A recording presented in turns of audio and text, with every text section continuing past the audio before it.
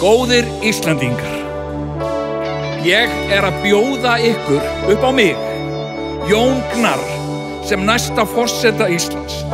Og ef þið ætlið bara í alvörunni að aðþakka það, kosta boð, þá bara ekki allt í lagi, sko.